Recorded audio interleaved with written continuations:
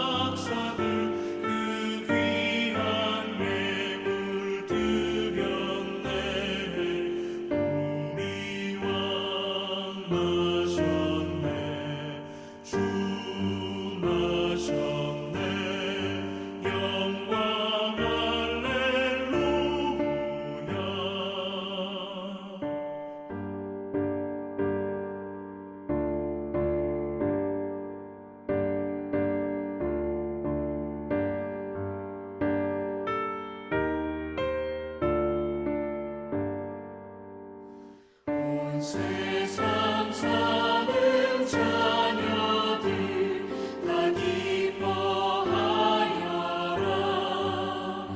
그 귀한 아기 예수님 널 위해 나셨다.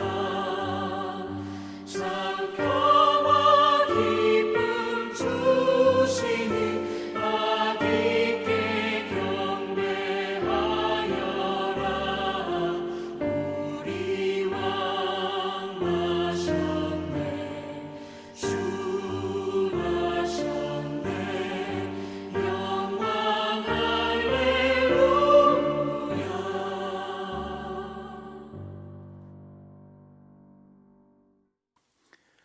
다 같이 북부 가족이 드리는 새벽 기도문으로 함께 기도하겠습니다. 하늘에 계신 하나님 아버지, 이 고요한 새벽에 우리를 예배의 자리로 불러주시니 감사합니다. 지금 이 시간 예수 그리스도의 보혈을 의지하여 은혜의 보좌 앞으로 나아가오니 우리 기도를 받아 주옵소서. 오늘 이 시간이 하나님을 깊이 만나고 임재를 경험하는 은혜의 시간 되게 하여 주옵소서. 아멘. 교회의 주인이신 하나님 아버지, 교육자들에게 성령 충만함과 지혜와 건강과 말씀의 능력을 주옵소서. 장로님들에게 지도력과 판단력을 허락하시고 안수 집사님들이 즐거운 마음으로 헌신하게 하여 주옵소서. 권사님들이 기도와 섬김의 사명을 잘 감당하게 하시고 집사님들이 기쁜 마음으로 봉사하게 하여 주옵소서. 구역자님들이 목자의 마음으로 구역원을 섬기게 하시고 교회학교 교사들에게 가르치는 은사를 부어 주옵소서. 찬양대원들이 아름다운 목소리로 영감 있는 찬양을 하게 하시고 각 팀들이 연합하여 하나님의 영광을 드러내게 하여 주옵소서. 병들어 고통받는 환우들에게 치료의 은총을 베풀어 주시고 온전하게 하여 주옵소서. 아멘. 우리 가정을 사랑하시는 하나님, 북부의 모든 가정이 믿음의 명문가가 되게 하여 주옵소서. 남편들은 믿음의 본이 되며 아내들은 기도와 사랑으로 화목한 가정을 이루게 하여 주옵소서. 자녀들은 차세대의 지도자로서 비전으로 살게 하시고 좋은 직장과 좋은 만남의 복을 더하여 주옵소서. 믿지 않는 가족들을 구원하여 주시고 사랑으로 하나 되게 하여 주옵소서. 아멘. 북북교회의 비전을 허락하신 하나님 아버지, 북북교회가 예배의 감격이 살아있는 예배 공동체, 사람의 소망이 함께하는 교육 공동체, 복음으로 세상을 변화시키는 선교 공동체, 사귐의 행복이 넘치는 친교 공동체, 성김의 기쁨을 누리는 봉사 공동체가 되게 하옵소서. 온 성도가 뜨겁게 기도하고 기쁨으로 전도하여 500명의 일꾼을 허락하여 주옵소서. 김기환, 김행란, 김홍명, 김경열, 이익상 선교사님의 가정을 지켜주시고 선교지마다 복음의 열매가 가득하게 하여 주옵소서. 아멘. 우리 민족을 사랑하시는 하나님, 예수님의 마음을 품은 정치, 경제, 사회의 지도자들을 세워 주옵소서. 북한의 지하교회 성도를 지켜주시고 분단된 민족이 하나 되게 하여 주옵소서. 한국교회에 부흥을 주시고 하루속히 그리스도의 계절이 오게 하여 주옵소서. 예수 그리스도의 이름으로 기도드립니다. 아멘. 오늘 이 새벽 우리에게 허락하신 하나님 말씀은 마가복음 8장 22절에서 38절까지의 말씀입니다. 마가복음 8장 22절에서 38절까지의 말씀, 신약성경 67쪽에 있습니다. 우리 22절부터 38절까지 말씀을 우리 또 한 목소리로 함께 읽어보도록 하겠습니다. 같이 읽겠습니다. 22절입니다. 벳세다의 이름에 사람들이 맹인 한 사람을 데리고 예수께 나와 손대시기를 구하거늘 예수께서 맹인의 손을 붙잡으시고 마을 밖으로 데리고 나가사 눈에 침을 뱉으시며 그에게 안수하시고 무엇이 보이느냐 물으시니 쳐다보며 이르시되 사람들이 보이나이다. 나무 같은 것들이 걸어가는 것을 보나이다 하거늘 이에 그 눈에 다시 안수하심에 그가 주목하여 보더니 나아서 모든 것을 밝히 보는지라. 예수께서 그 사람을 집으로 보내시며 이르시되 마을에는 들어가지 말라 하시니라. 예수와 제자들이 빌립보 가이사라 여러 마을로 나가실새 길에서 제자들에게 물어 이르시되 사람들이 나를 누구라고 하느냐. 제자들이 여짜와 이르되 세례 요한이라고, 더러는 엘리야, 더러는 선지자 중에 하나라 하나이다. 또 물으시되 너희는 나를 누구라 하느냐. 베드로가 대답하여 이르되 주는 그리스도시니이다 하매 이에 자기의 일을 아무에게도 말하지 말라 경고하시고 인자가 많은 고난을 받고 장로들과 대지장들과 서기관들에게 버림바 되어 죽임을 당하고 사흘 만에 살아나야 할 것을 비로소 그들에게 가르치시되 드러내놓고 이 말씀을 하시니 베드로가 예수를 붙들고 항변하매 예수께서 돌이키사 제자들을 보시며 베드로를 꾸짖어 이르시되 사탄아 내 뒤로 물러가라. 내가 하나님의 일을 생각하지 아니하고 도리어 사람의 일을 생각하는도다 하시고 무리와 제자들을 불러 이르시되 누구든지 나를 따라오려거든 자기를 부인하고 자기 십자가를 지고 나를 따를 것이니라. 누구든지 자기 목숨을 구원하고자 하면 잃을 것이요 누구든지 나의 복음을 위해서 자기 목숨을 잃으면 구원하리라. 사람이 만일 온 천하를 얻고도 자기 목숨을 잃으면 무엇이 유익하리요. 사람이 무엇을 주고 자기 목숨과 바꾸겠느냐. 누구든지 이음란하고 죄 많은 세대에서 나와 내 말을 부끄러워하면 인자도 아버지의 영광으로 거룩한 천사들과 함께 올 때에 그 사람을 부끄러워하리라. 아멘. 오늘도 주의전에서 주님의 말씀과 함께하는 여러분에게 은혜와 평강이 가득한 하루의 인생이 될 수 있기를 간절히 소망을 합니다. 예수님께서 사역을 하시면서 3번에 걸쳐서 자신이 당할 고난에 대해서 예고를 하고 있는 모습을 보는데요. 오늘 특별히 첫 번째 순환 예고에 해당되는 본문입니다. 표적과 기사를 보고 많은 무리가 예수님을 따르면서 하나님 나라의 모습을 드러냈습니다. 사람들은 하나님 나라의 모습을 일부를 볼 수 있었습니다. 그런데 문제는 이 하나님 나라에 대해서 동시에 오해를 품은 사람들이 많이 있었다라는 것들이지요. 모두 예수님을 함께 따라가고 있습니다만 모두가 다 동상이몽을 하고 있는 모습을 보게 됩니다. 대개 자신이 처한 상황이나 선입견에서 예수님을 결부시켜서 보기 때문에 각자의 마음속에 예수님에 대한 생각이 각양각색의 모습으로 드러나고 있음을 보게 됩니다. 본질보다는 눈으로 확인하고 만질 수 있는 결과물에 온통 마음이 다 가 있는 현실적인 모습들을 우리가 보는 것들이지요. 예수님께서는 이쯤에서 자신을 통해서 지금까지 일어나고 있는 이 본질이 무엇인가, 핵심이 무엇인가를 그들에게 일깨워 주기를 원했습니다. 지금까지 내가 살아온 삶의 여정들, 그 속에 담겨져 있는 하나님 나라, 그 의미와 그 뜻, 앞으로 그들이 어떻게 살아갈지에 대한 부분을 다시 한번 정확하게 인지시켜주는 것이 필요하다. 지금이 바로 그때다라고 필요성을 느낀 것들이지요. 정리를 한번 하고 넘어가는 것이 중요하다라고 여겼던 것입니다. 그래서 질문을 던지는 것들입니다. 사람들이 나를 누구라 하느냐? 제자들은 더러는 세례 요한이요, 더러는 엘리야요, 선지자 중에 한 사람입니다 라고 말을 합니다. 아마 수많은 사람들은 각양각색의 모습으로 예수님께서 행하신 모습을 보면서 해석을 했던 것들이지요. 권위 있는 말씀의 모습을 보면서 이분은 모세와 같은 사람이다. 나병 환자를 고치시고 병자를 고치는 모습을 보면서 이 나아만을 고치셨던 엘리사를 떠올리기도 했단 말입니다. 물론 바리새인들은 귀신왕 바알세붑을 떠올리게 되었습니다. 이런 대답 속에서 당시에 군중들이 예수님을 어떻게 생각했는지를 알 수가 있습니다. 바알세불로 보나 세례 요한으로 보나 엘리야로 보나 핵심을 콕 집어서 말한 것이 아니었음을 우리는 알게 됩니다. 핵심을 벗어난 비본질적인 것을 가지고 이야기를 하고 있었던 것이죠.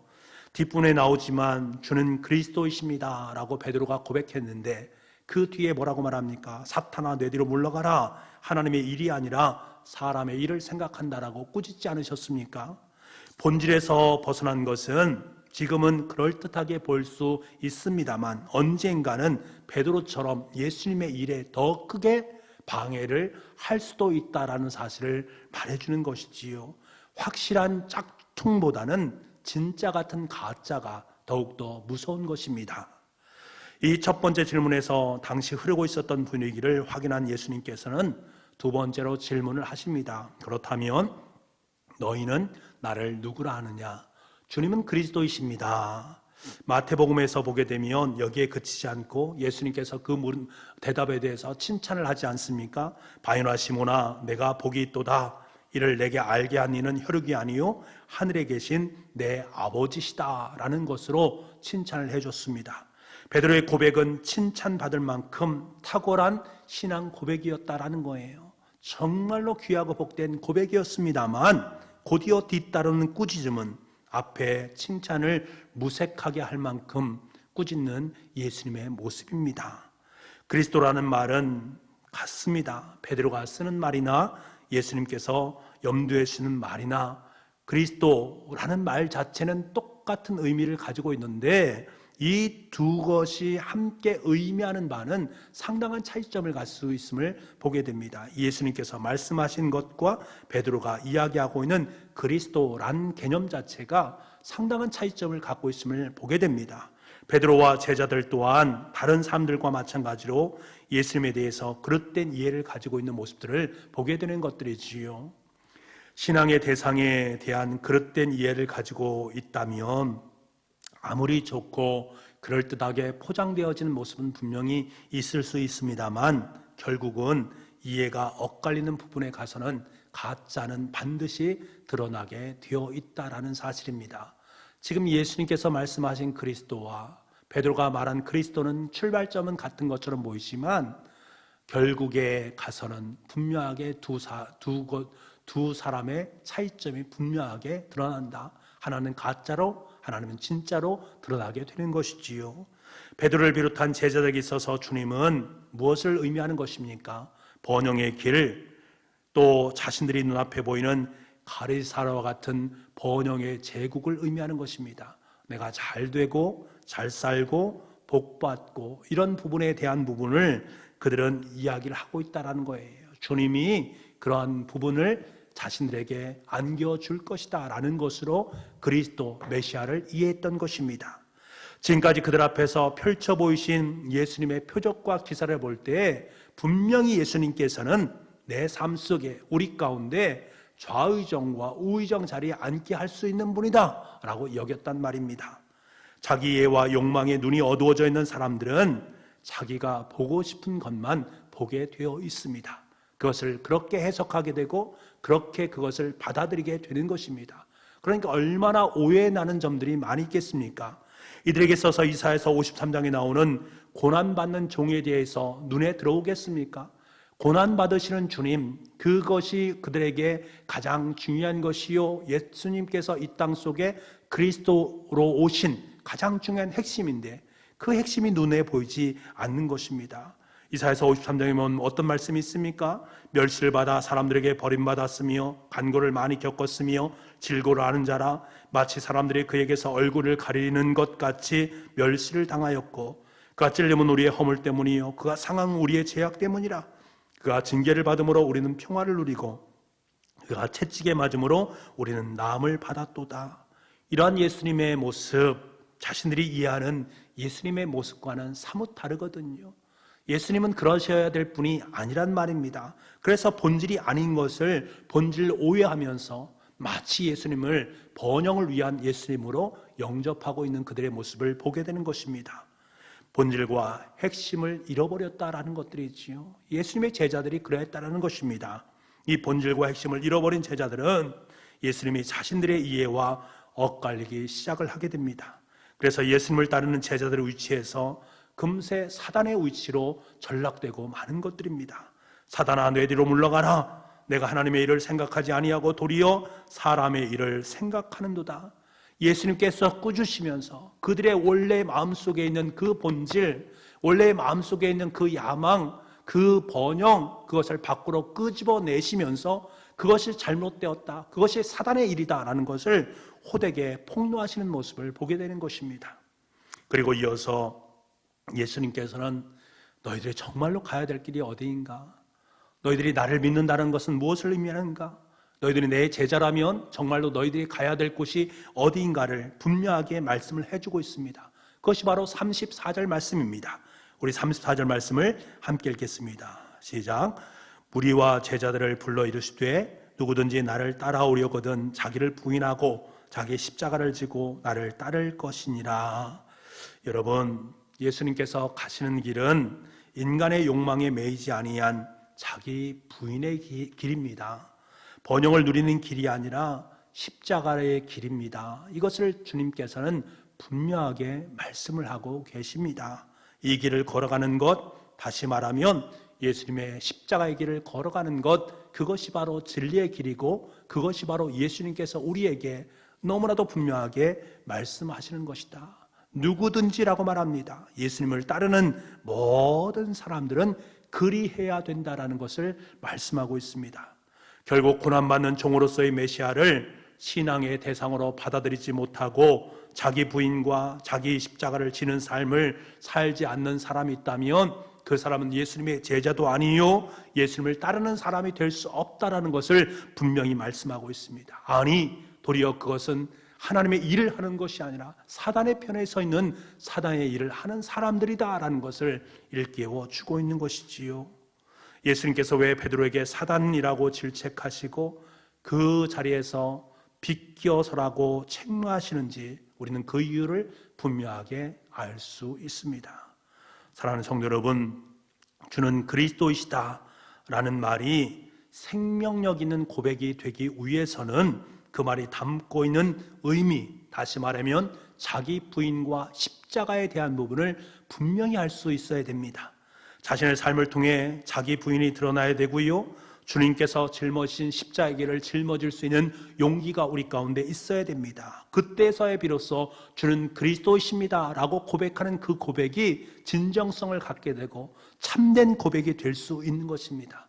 이 고백이 내 삶 속에 육화될 수 있어야 돼요. 그럴 때 내 자신을 비우고 주님의 십자가의 길을 올곧게 걸어갈 수 있는 믿음의 사람, 주님의 제자들이 될 수 있습니다. 여러분, 그리스도인은 세상 속에서 살되 세상에 속하지 않는 삶을 살아가는 사람들을 의미합니다. 모두가 자기 이해와 욕망을 따라서 가이사랴 빌립보의 환상을 쫓으면서 번영으로 포장된 그 길을 걸어갈 때 그 길은 아닙니다. 그 길은 아닙니다. 하나님께서 우리에게 원하시는 것은 그 길이 아니라 바로 주님의 뒤를 따르는 십자가의 길입니다. 홀로 자기 부인과 십자가를 통해서 주님의 길을 걸어가는 그 사람, 하나님께 그를 진정한 그리스도인으로 불러주시고 그와 함께 동행하면서 길을 걸어 주실 것입니다.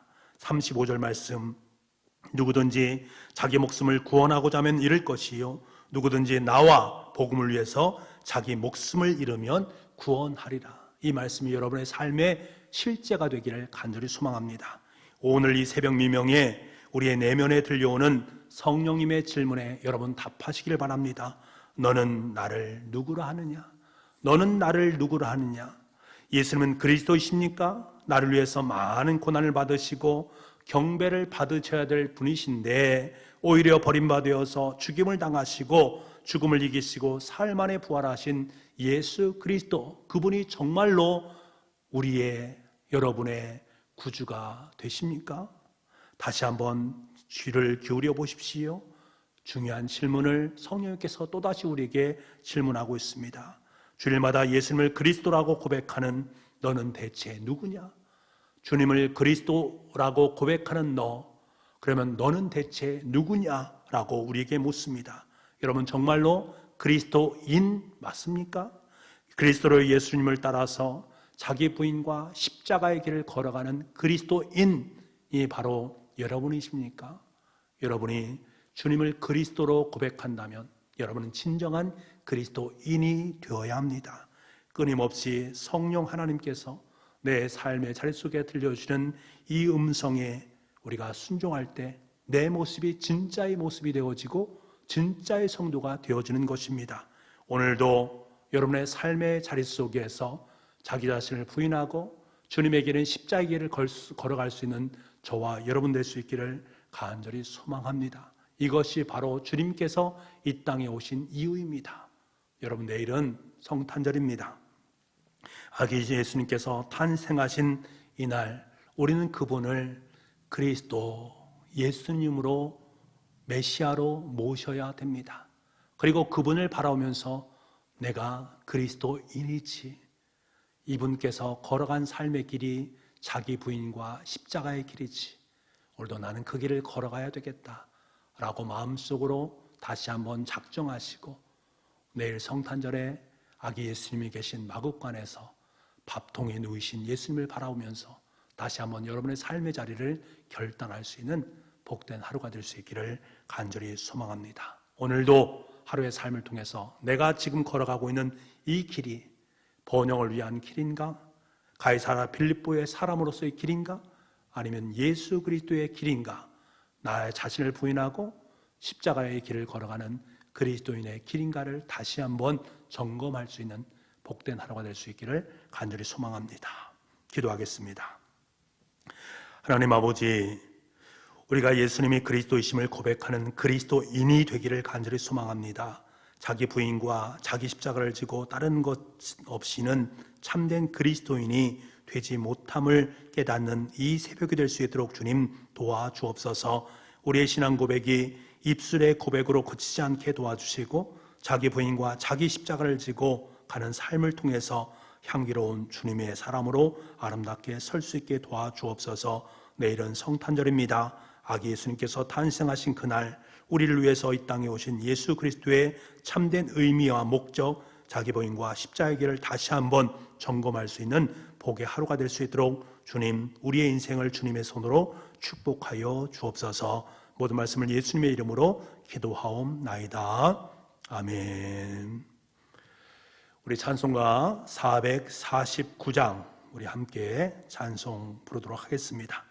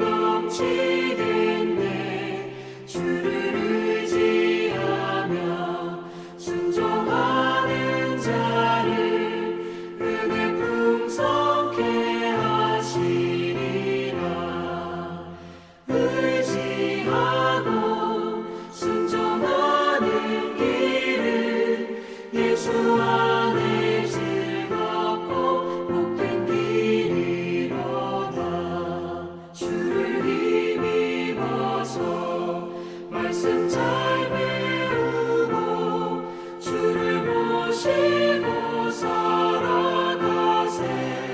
주를 의지하며 항상 순종하며 주가 사랑해 주시리라. 의지하고 순종하는 길은 예수 안에 즐겁고 복된 길이로다.